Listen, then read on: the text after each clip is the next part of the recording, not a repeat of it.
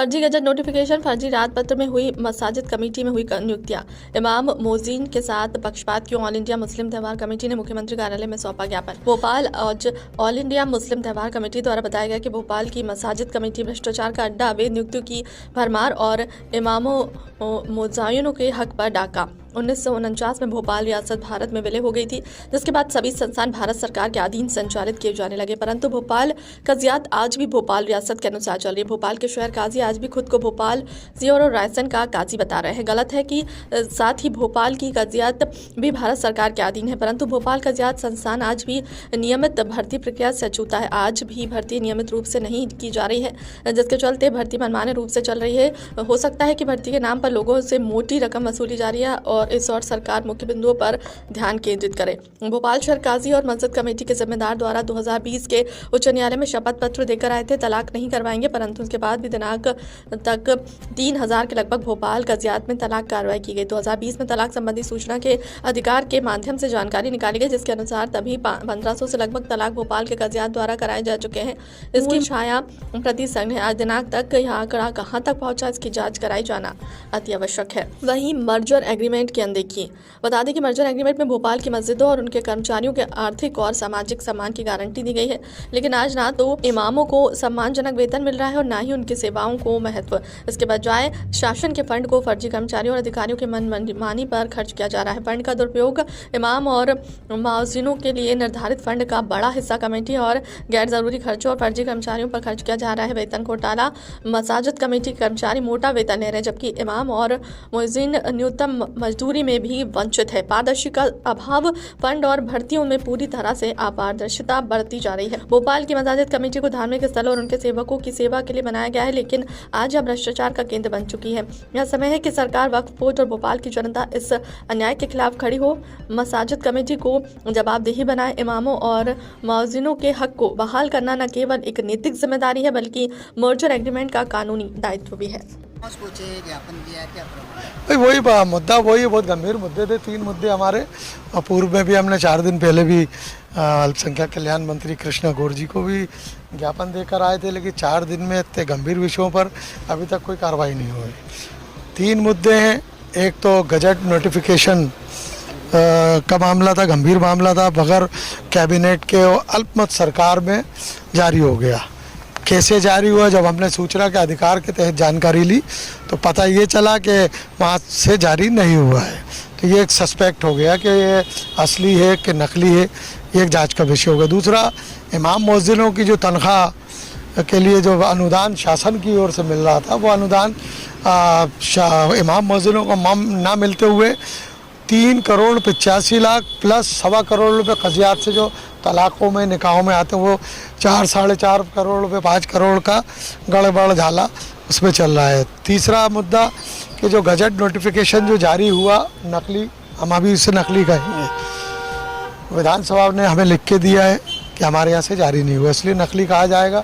उस गजट की वजह से जो लोग प्राइवेट सेक्टर में थे, जिनकी सैलरी मात्र 4000 और 5000 रुपये थी, आज उनकी सैलरी 80,000 रुपये, 70,000, 90,000 रुपये हो गई। जो तनख्वाह इमाम मुअज्जिनों को मिलना चाहिए था, जो अनुदान, वो सारा अनुदान ये अपने आप में बंदरबाट कर रहे हैं। तो इससे सरकार को नुकसान?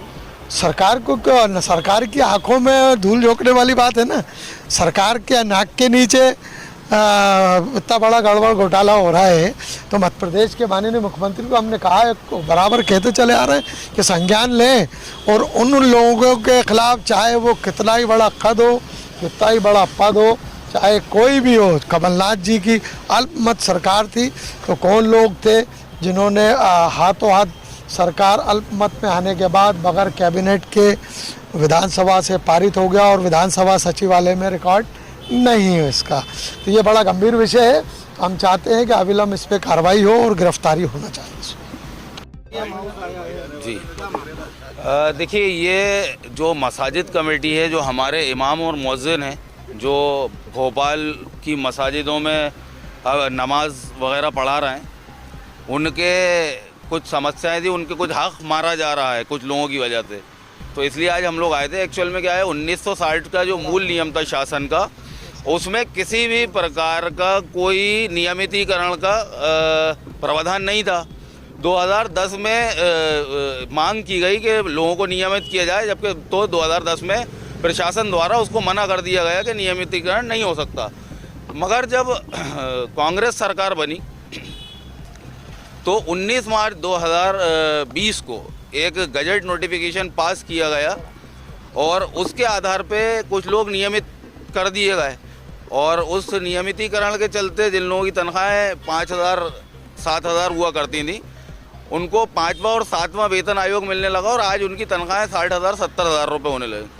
एक्चुअल में ये जो पैसा अनुदान गवर्नमेंट द्वारा 3 करोड़ 85 लाख रुपए जो दिया जाता है, ये दिया जाता है जो इमाम और मुअज्जिन है जो उनकी तनख्वाहों के लिए, परंतु उनको वो तनख्वाहें ना देकर कुछ मसाजिद कमेटी के लोग अपना पेट भरने का काम कर रहे हैं। तो इसी सिलसिले में आज हम यहाँ सीएम हाउस आए थे। इससे पहले हम माननीय अल्पसंख्यक कल्याण मंत्री जी के यहाँ भी गए थे और उनको भी हमने इस मामले से अवगत कराया था। आज हम उन इमाम मुअज्जिनों की न्याय के लिए सीएम हाउस आए थे और यहाँ ज्ञापन सौंपा है।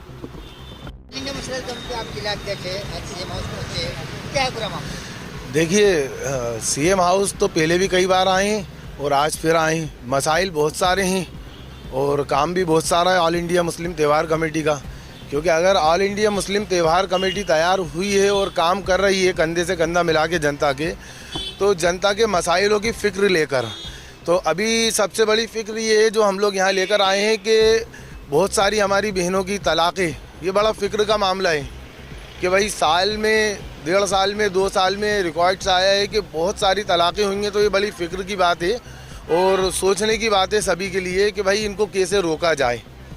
तो ये सारी फ़िक्रें लेके, एक ही मामला नहीं था, बहुत सारे मामलों को लेकर हम यहाँ आए हैं। अब सब अपने अपने तरीके से काम कर रहे हैं और ऑल इंडिया अपने तरीके से काम कर रही है। अगर कोई अपना काम नहीं करेगा तो ऑल इंडिया मुस्लिम त्यौहार कमेटी फ़िक्र लेगी, सीएम हाउस भी आएगी और जहाँ तक जाना होगा वहाँ भी जाएगी। अभी मुद्दा ये था कि भाई जितने भी इमाम और मुअज्जिन हैं उनकी तनख्वाहें कम क्यों हैं। तो हमारे जो ऑल इंडिया मुस्लिम त्यौहार कमेटी के बड़े पदाधिकारी हैं, जैसे हमारे जनाब शमसुल हसन साहब, तनवीर कुरैशी साहब, इस्माइल भाई, दानिश भाई, इन लोगों ने जो ITI वगैरह लगाए, रिकॉर्ड्स निकाले, उस आधार के ऊपर काफ़ी घोटाले नज़र आए। तो उसकी फ़िक्र को लेके हम लोग सीएम हाउस आए थे शिकायत करने के लिए और यहाँ से हमें आश्वासन मिला है कि इस बात पे गौर किया जाएगा और जल्द से जल्द इसके ऊपर कार्रवाई भी की जाएगी।